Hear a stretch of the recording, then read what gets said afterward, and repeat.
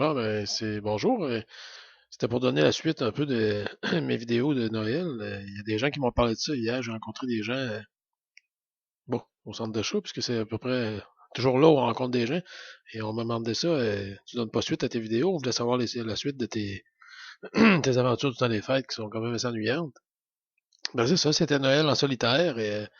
Un Noël en solitaire, ben, comme je l'avais expliqué, c'est faisable. Il faut que ce soit spirituel. Il faut que ce soit quelque chose qui te permet de réfléchir sur toi-même, parce que sinon, la journée peut être longue, mais là, dans l'ensemble, ça s'est bien passé, je dois le dire, ça s'est bien passé, puis c'était quand même un beau Noël, en solitaire.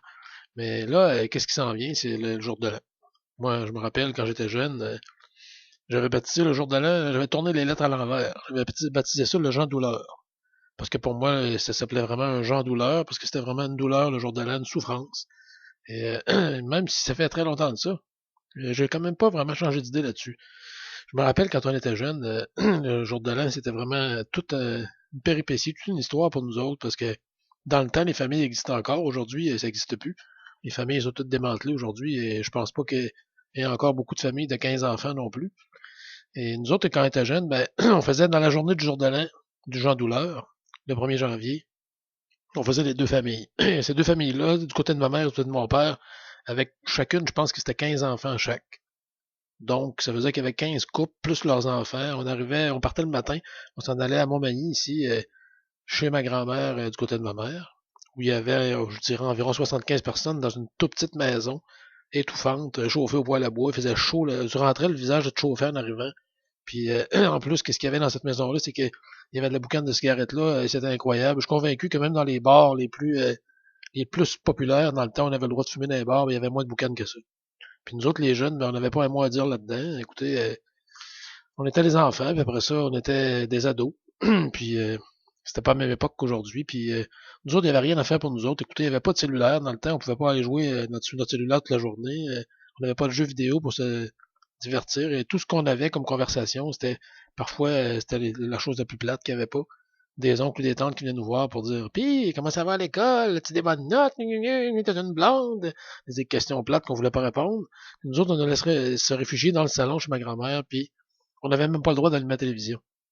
Fait qu'on allait s'asseoir là juste pour dire qu'on restait loin de la foule, puis aussi pour pas que les yeux nous pleurent, parce qu'il y avait tellement de boucanes de cigarettes que les yeux nous broyaient comme des madeleines. Puis après ça, quand finalement on sortait de cette maison-là, ben c'était pour embarquer dans l'auto, pour aller se taper 1 heure de route et plus, parce que du côté de mon père, c'était toujours à Québec. Soit à Charlebourg, soit à Beauport, soit Québec même, dans le Vieux-Québec, ou presque dans le Vieux-Québec. Bon, ça changeait de place à chaque année, mais c'était surtout du côté de Beauport, chez mon parrain. Puis ça, ben, c'était 1 heure de route avec les vieilles chaufferettes d'auto, la chaufferette dans le tapis, là, c'était pareil, on avait chaud dans l'auto.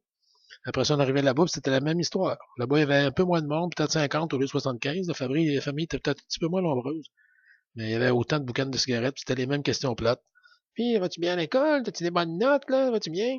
Puis bon, on passait la journée comme ça, on buvait une liqueur par-ci par-là, mangeait des chips. Puis on attendait, ça se terminait à 2-3 heures du matin, puis après ça, on avait encore au moins 1 autre heure de route à faire. Puis finalement, quand on avait fini notre journée de pitance de Jean Douleur, on pouvait aller se coucher vers 4 heures du matin en se disant, hurrah, c'est terminé le jour de l'an. Alors, au moins, c'est un des seuls avantages à vieillir, c'est que on a pu à se taper ces histoires-là, mais même si, malgré tout, il faut quand même aller dans des réunions de famille à l'occasion. Et moi, j'ai jamais aimé ça. Peu importe que ce soit n'importe où, j'ai jamais aimé ça, mais bon, on redoute moins le jour de l'an. Et on l'appelle un peu moins Jean Douleur maintenant que dans le temps, mais ça demeure que pour moi, le jour de l'an, c'est un Jean Douleur. Ouais, c'était ça la suite de mes aventures du temps des fêtes. Et s'il y a des changements, eh bien, on fera une autre vidéo pour vous en aviser. Mario, merci.